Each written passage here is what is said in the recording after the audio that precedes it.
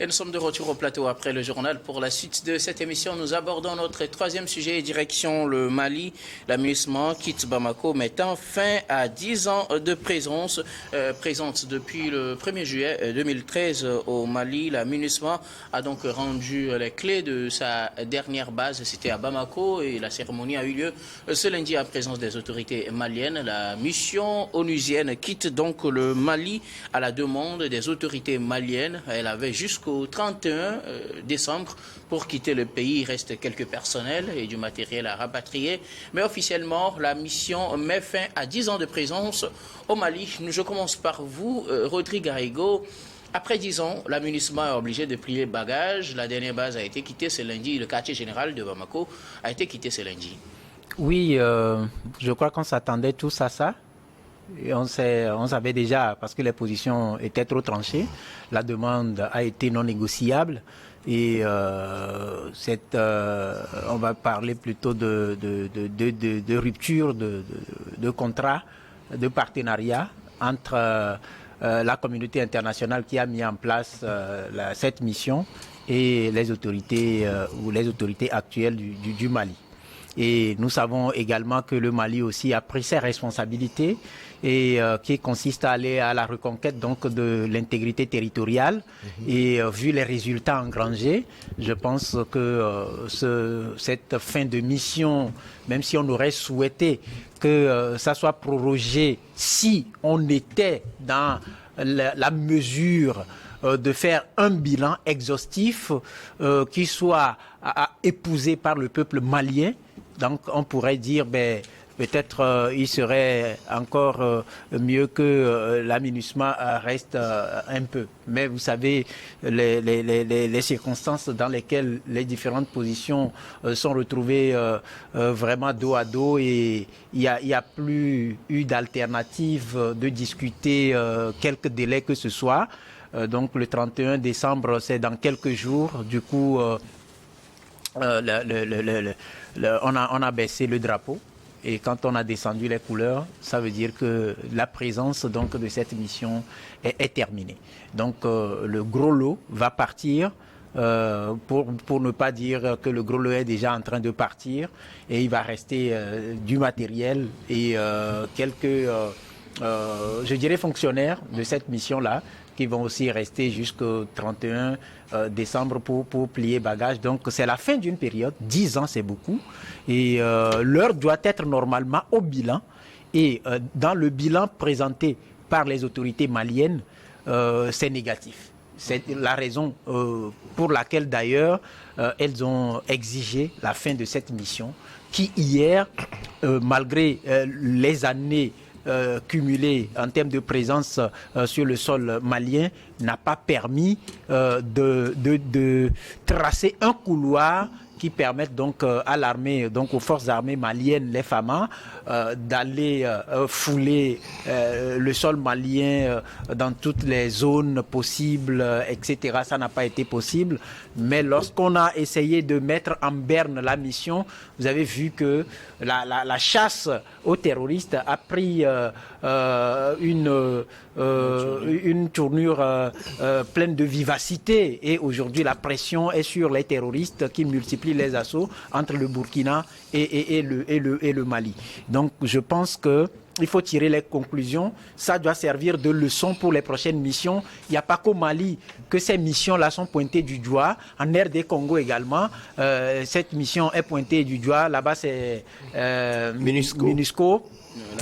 La MINUSCO est pointée du doigt. En Centrafrique également, cette mission, la MINUSCA a aussi eu des difficultés. Donc je pense que l'heure va être donc à un bilan au niveau de la communauté internationale qui doit poser les tenants et les aboutissants de ces différentes missions pour voir pourquoi et comment ça n'a pas marché. Et peut-être qu'on peut dans l'avenir entrevoir d'autres formes de missions qui vont répondre aux réels agendas pour lesquels elles seront mises en place. Parce que c'est très important. Ce qui m'amène à dire, parce que sur le sujet du Niger, je n'ai pas pu intervenir, ce qui m'amène à dire à Prosper que ce serait dangereux de penser que parce qu'on est Togolais, on peut se cloisonner au Togo et que les affaires togolaises ne concernent pas les Béninois ou ne concernent pas les Ghanéens, etc.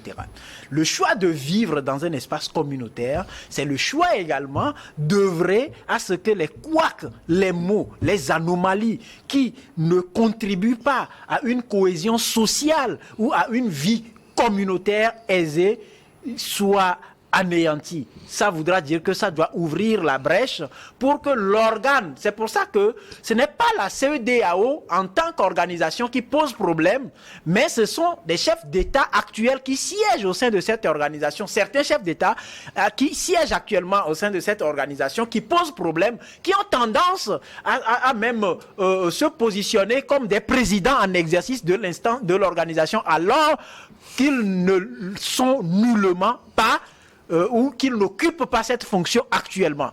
Donc ça pose véritablement problème. C'est pour ça que nous, par exemple, dans les actions de plaidoyer que nous menons, nous demandons à ce que, et ça rentre d'ailleurs dans la vision 2030 de la CEDEAO, quitter la CEDEAO des chefs d'État pour aller à la CEDEAO des peuples.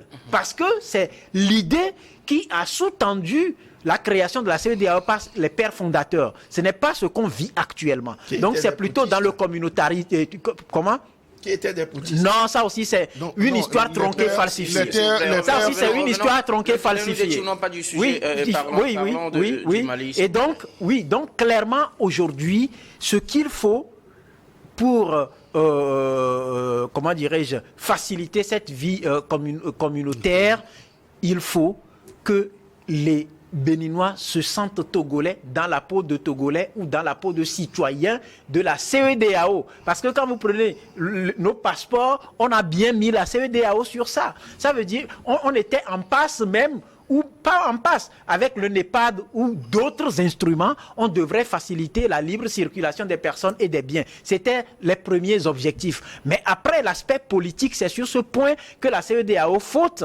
Et je pense que si la CEDEAO renaît aujourd'hui de ses cendres, ces missions-là dont on parle seraient plutôt au niveau de la CEDEAO qui disposerait d'une vraie armée pour lutter contre le terrorisme, mais pas d'une armée de chantage qui n'existe que de façon virtuelle parce que la réunion des officiers ou des généraux des pays, etc., n'est pas une armée en soi.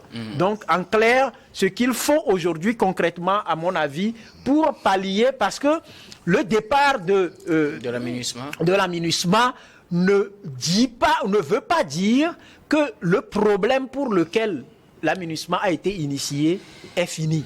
Et donc, il faut forcément, au-delà, parce qu'aujourd'hui, les FAMA ont pris de l'ascendance, mais ça ne contribue pas à éradiquer totalement le terrorisme. Merci. Le combat se fait au niveau du Burkina, mais les terroristes reviennent encore en pompe, en nombre. Donc, ça veut dire que le problème est encore entier, même si on retrouve progressivement l'intégrité territoriale, il faut forcément s'accouder, d'où d'ailleurs vous allez voir le rapprochement entre le Niger, le Mali et le Burkina, qui met un accent particulier sur la possibilité de s'accouder autour de cette problématique et régler ce fléau de terrorisme. Prosper Agboklou, la MINUSMA quitte le Mali après 10 ans de présence. La cérémonie officielle a eu lieu ce lundi 11 décembre. C'était à Bamako où la MINUSMA a donc rendu les clés de son quartier général.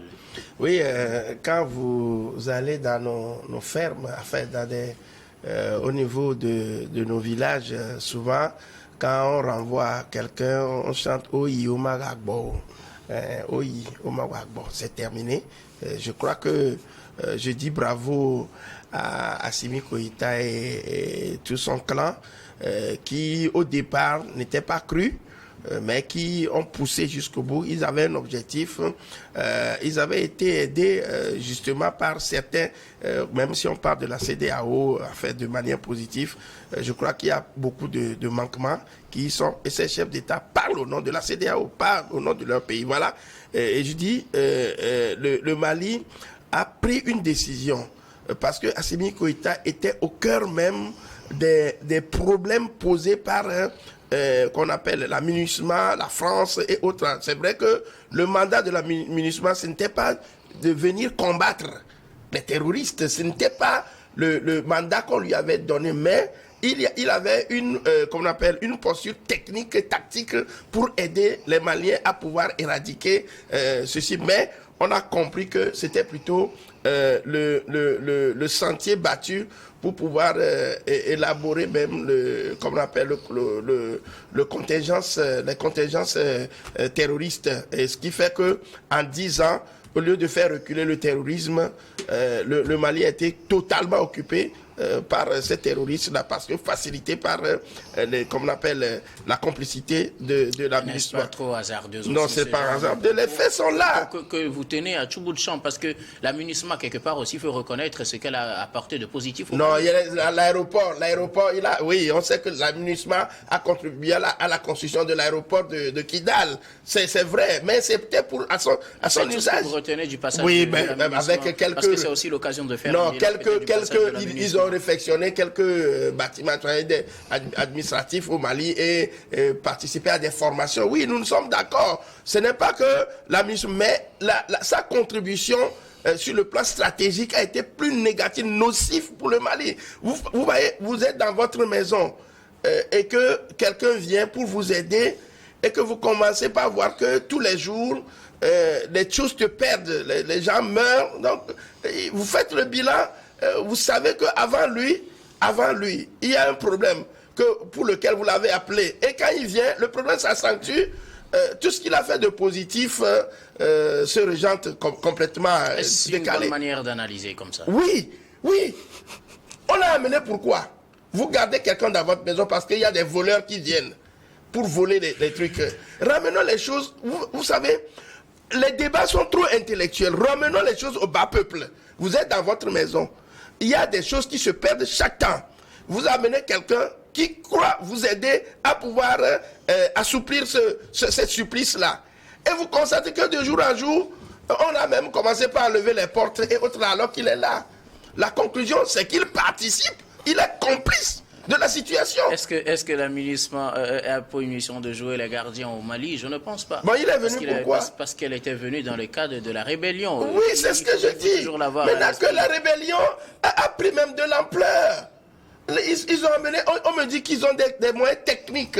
Ils sont capables de détecter une fourmi noire dans l'obscurité. Est-ce que c'est ce qui a été dit? Oui, c'est ce qui a été dit. N'est-ce pas plutôt parce que les gens ont donné plus d'espoir qu'il ne fallait à la MINUSMA? Pourquoi est-ce que la MINUSMA même ne s'est pas défendue sur ce plan-là? La MINUSMA est un réseau qui a plus donc de moyens de communication, qui communique, qui enquête. Ils ont des réseaux donc ce qui veut dire que ce que nous sommes en train de dire n'est pas étranger à la MINUSMA. La MINUSMA connaît son travail, mais ils sont venus pour un rôle.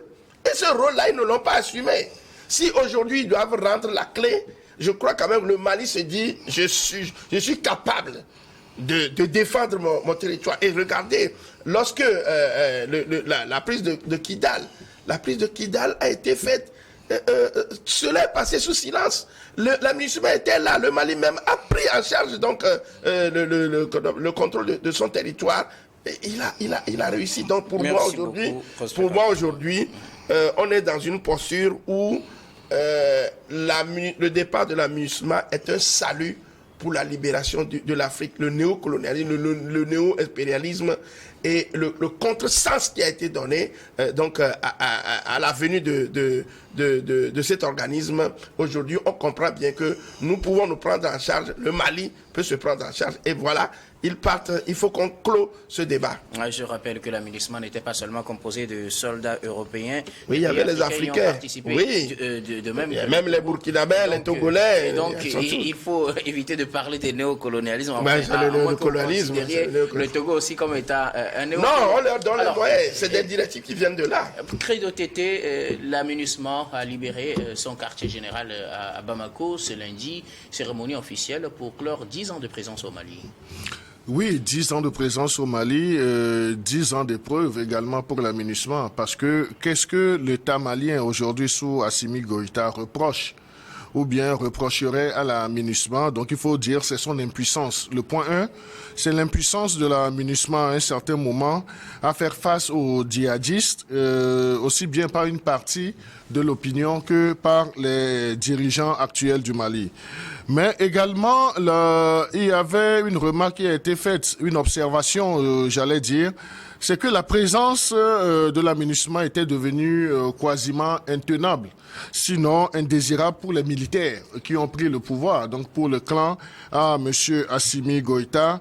Et la troisième, le troisième reproche, c'est que les autorités maliennes reprochent à la MINUSMA de s'ingérer, de s'immiscer dans les affaires du pays et également d'avoir cette propension à agir sur des sujets de la défense des droits humains et également à, impacter, pas directement mais indirectement, le mandat des autorités de la transition. Donc ce sont les points qui constituent les reproches des nouveaux dirigeants du Mali à la MINUSMA. Et nous avons également suivi ensemble la sortie du ministre des Affaires étrangères du Mali, qui, même au niveau du Conseil de sécurité, n'est pas passé par 4 chemins en réclamant le départ de la MINUSMA. Rodrigue l'a dit, lorsque les forces armées maliennes ont pris cette décision d'aller au front, donc nous avons vu qu'ils ont engrangé des résultats. On pourrait, dans une certaine mesure, se poser la question, si depuis 2013, on suppose que la MINUSMA était venue pour faire face à la propagation, des violences qui menaçaient la stabilité du pays. Si en 10 ans, la situation que nous vivons aujourd'hui, disons en moins d'un trimestre, avec les progressions des forces armées maliennes, qu'est-ce que la MINUSMA avait apporté comme plus-value? Donc ça, c'est une grande interrogation. Et c'est là où, si on veut faire l'exercice de lecture entre les lignes, on va se demander si réellement la MINUSMA avait joué le rôle tampon ou bien le rôle qu'elle devait jouer aux côtés de l'État malien pour récupérer ces territoires, pour faire face, à cette poussée des djihadistes sur le sol malien. Donc là, on a vu que la MINUSMA n'a pas totalement rempli son cahier de charges, ce qui a courroucé un tant soit peu les autorités de la transition. Si nous savons lire l'histoire, à un certain moment, M. Assimi Goïta n'a jamais été un militaire qui était resté dans son bureau à l'état-major. Il était au front. Et il a également fait une certaine narration lorsqu'il était au front, lorsqu'il repoussait les djihadistes. À un certain moment, un officier français lui avait même interdit avec ses troupes de faire encore un pas, sinon il serait zigouillé. Mais si on analyse ce genre de situation, mais on se demande, est-ce que certains membres ou bien certaines composantes même de cette MINUSMA ne faisaient pas l'affaire, de ces djihadistes, de ces terroristes qui étaient sur le terrain. Donc là, aujourd'hui, le bilan de la MINUSMA n'est pas en faveur des Nations Unies et avec les derniers résultats, engrangés par le Mali, les forces armées maliennes, on peut dire que c'est justifié, que cette décision ne souffrirait d'aucune ambiguïté. Merci beaucoup à vous. Nous allons marquer une nouvelle pause puis on revient pour la dernière partie de cette émission.